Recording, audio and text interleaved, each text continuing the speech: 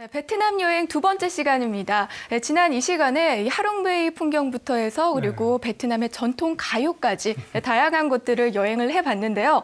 아직도 더 소개해줄 곳이 많다면서요? 네, 역사와 전통을 자랑하는 도자기 마을 밭장에도 다녀왔고요. 베트남 3대 명물에 속하는 수상 인형극, 그리고 활기가 넘치는 시장 풍경까지 지금 바로 만나보시죠. 동남아 관광국가 베트남으로 떠나는 문화탐방 두 번째 이야기. 지난주에 이어 오늘도 베트남의 수도 하노이를 비롯해 방민시 등 곳곳의 숨은 여행지를 소개해드릴 텐데요. 해외여행 코스 중에서도 절대 빠뜨려선 안 될 곳이 있습니다. 그 지역의 풍토와 문화를 한눈에 들여다볼 수 있는 시장인데요. 저도 현지 음식도 맛볼 겸 시장도 구경할 겸 방민성에 위치한 방민시장을 찾았습니다. 역시나 북적북적 사람 사는 냄새 물씬 나더라고요. 시장은 다 똑같은 것 같아요, 그렇죠? 주로 몇 시부터 몇 시까지 일하세요? Làm từ 6 rưỡi đến 1 giờ. Còn chiều thì là từ 3 rưỡi đến 8 giờ.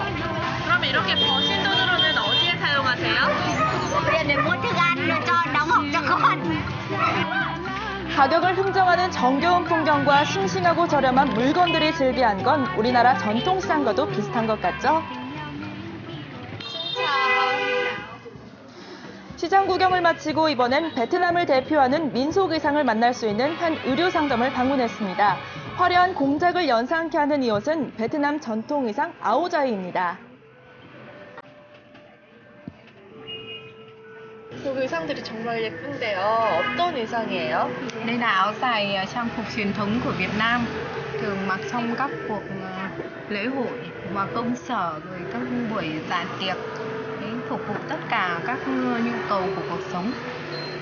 Bạn có thể xem một số các mặt. 이곳이 비단 가게가 아닌가 하는 착각마저 들 정도로 아름다운 색깔을 자랑하는 베트남 고유 의상 아오자이.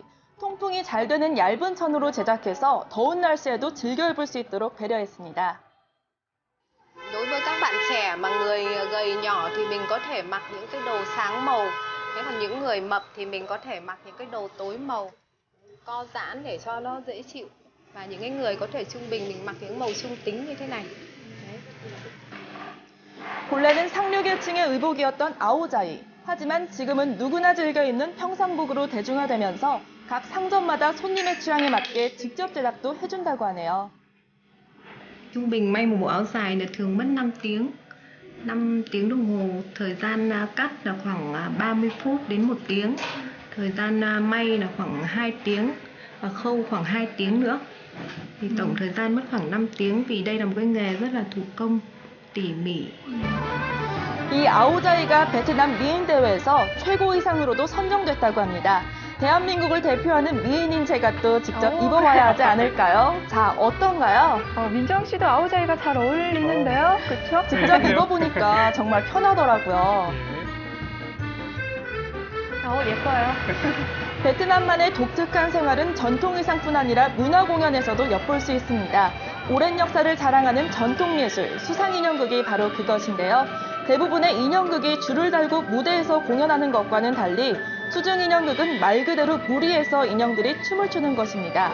아기자기한 인형들의 춤사위는 물론 악단이 악기를 직접 연주하며 흥을 돋우고 구수한 전통 민요도 덤으로 들을 수 있는 공연입니다.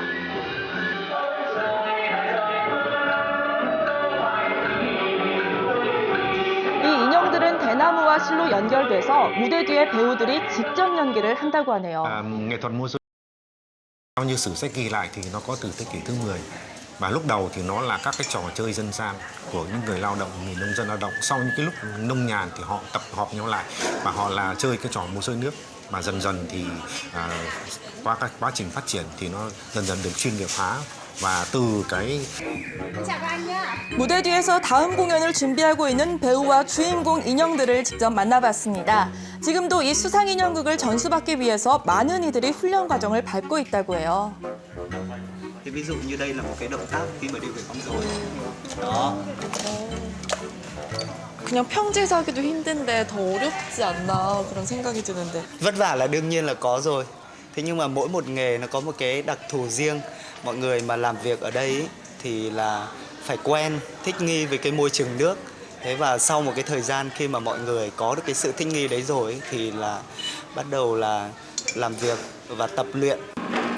수상인형극의 시초는 지역의 농민들이 수확철에 연못이나 호수를 무대로 공연하던 것이 이왕조와 진앙조 시대에 이르러 궁전예술로 발전하게 됐고요. 주 내용은 농민들의 일상생활에서 볼 수 있는 고기잡이나 소싸움 등을 우스꽝스럽게 재현해냈습니다. 베트남에서만 볼 수 있는 유일한 수중극이니까요. 여러분도 여행 가시면 꼭 한번 들려보시기 바랍니다. 수도 하노이에서 남동쪽으로 30분가량 이동하다 보면 호젓한 시골 마을, 밭장마을이 나옵니다. 평범해 보이는 마을 같지만요. 밭장마을은 무려 700년의 역사를 지닌 도예마을입니다. 보통 도자기라고 하면 항아리나 그릇을 떠올리기 쉽잖아요. 근데 이곳에서는요, 그것들을 비롯해서 동물 모양으로 된 소품도 있고요. 또 이 벽에 걸어둘 수 있는 벽화도 있어서 정말 종류가 너무 다양해서 좋은 것 같아요.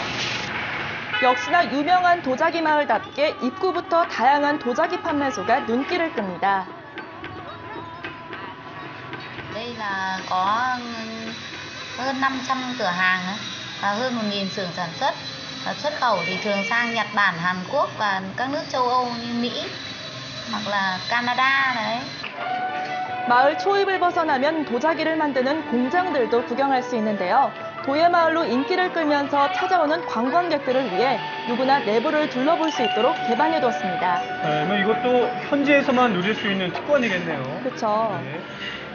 This village is very famous ceramic village in Vietnam, especially in the north of the country, because it's very famous for the white clay. When the people travel to the capital city to do their business, so they found out the area that is there are a lot of white clay. So that's why they decide to settle the village in this area. 도자기 공방들이 늘어선 밭장거리를 거닐다 보면 길목 곳곳에서 작업 중인 도예 작품들을 만날 수 있는데요. 특히나 제 눈길을 끄는 도자기가 있었습니다. 마치 판화를 연상케 하는 이 작품, 어떤 용도로 쓰이는 것인지 상점 안을 들어가 봤는데요. 여러 조각을 한데 모아 커다란 벽화 작업을 하고 계시더라고요. 지금 보면 작품이 굉장히 큰데요. 이런 거 하나 완성하려면 얼마나 걸리나요? Với bức tranh mà như thế này, với cái kích thước như thế này thì chúng tôi làm trong vòng 1 tháng, khoảng 1 tháng. Từ khâu đầu tiên là cái khâu đắp nặn hàng, sau đó vào màu và vào lò, ra lò xong thì được trong vòng 1 tháng thì có thể ra được sản phẩm. 중국 도자기의 영향을 받아 제작법이 전해져 내려오면서 그 종류도 다양해졌는데요. 이곳 밭장마을에서 흔하게 볼 수 있는 작품 중에 하나가 바로 타일 형태의 벽화입니다. 기초 작업부터 도자기를 굽고 색을 칠하는 것까지 모두 수작업으로 이루어지더라고요. 그럼 이런 작품들은 어떤 분들이 구매하고 어떤 용도로 사용이 돼요? Với những bức tranh mà đang làm như hiện tại đang làm ở đây ấy, thì chúng tôi thường dán vào những cái khu biệt thự lớn, những cái sân vườn rộng và những cái bức tường khổ lớn cho các phía mặt của các công ty lớn ấy, hoặc là những cái biệt thự bán biệt thự. Còn những cái khổ nhỏ hơn như thế này thì chúng tôi dán vào trong gia đình, là trang trí vào nội thất của gia đình. 다양한 그림이 양각된 수제 타일, 마치 한 편의 동화책을 쭉 늘어놓은 것 같죠? 그러게요. 저도 벽에 하나 걸어두고 싶은데요.